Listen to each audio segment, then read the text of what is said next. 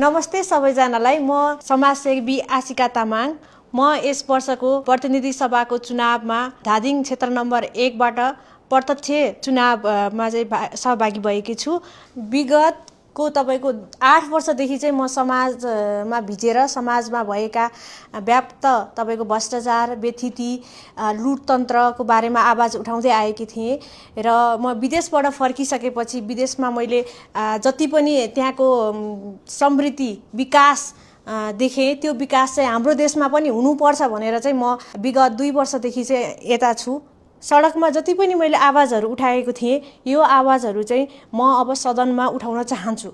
मेरो लागि मैले जित्नु भनेको धादिङ क्षेत्र नम्बर 1 को सम्पूर्ण जनताले जित्नु हो। यो आवाज भनेको नट ओन्ली आशिका तामाङ, यो सम्पूर्ण नेपालीको आवाज हो भन्दै जेनजी आन्दोलन क्रममा मोमेन्ट्समा चाहिँ प्रोटेक्समा चाहिँ जति पनि घाइते हुनुभएको भाइ बहिनीहरूको आवाज राज्यले राम्रोसँग नसुनिरहेको अवस्थामा मैले चाहिँ यी आवाजहरू सदनसम्म पुर्याउनु पर्छ। उहाँहरूको मागहरू जति पनि माग छ त्यो मागलाई चाहिँ पुरा गर्नुपर्छ। संविधान संशोधन हुनुपर्छ। अब नीति निर्माणलाई चाहिँ प्राथमिकता दिएर चाहिँ देशलाई कसरी अगाडि बढाउने, भ्रष्टाचार चाहिँ हामीले कसरी चाहिँ नियन्त्रण गर्ने, अनियमितता तपाईको लुटतन्त्रलाई कसरी चाहिँ यसलाई निर्मूल पार्ने, यसको यो महान अभियान सम्पूर्ण नेपाली जति पनि हुनुहुन्छ अहिले तत्काललाई भन्नुपर्दाखेरि चाहिँ जति पनि धादिङवासी हुनुहुन्छ, क्षेत्र नम्बर 1 को धादिङवासीहरू हुनुहुन्छ, उहाँहरूले चाहिँ घन्टी चिम्नामा तपाईले चाहिँ छाप हान्नु पर्यो हैन।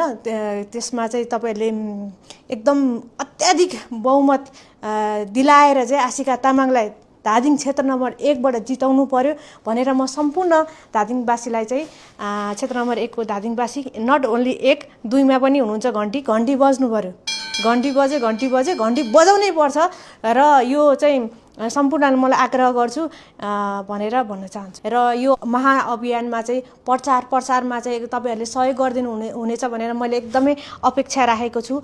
धादिङको भूगोल हिसाबले धादिङ क्षेत्र नम्बर 1 चाहिँ एकदमै जटिल ठाउँ हो है। क्षेत्र नम्बर 1 मा तपाईको एउटा भक्तपुर जत्रो एउटा जिल्ला हाम्रो चाहिँ त्यो उहाँको एउटा वडा छ क्या, भनेपछि एकदमै जटिल छ। मलाई चुनाव अभियानमा म हिँड्नको लागि कुना कापचाप घर दैलो गर्दाखेरि मलाई एकदमै जटिल छ।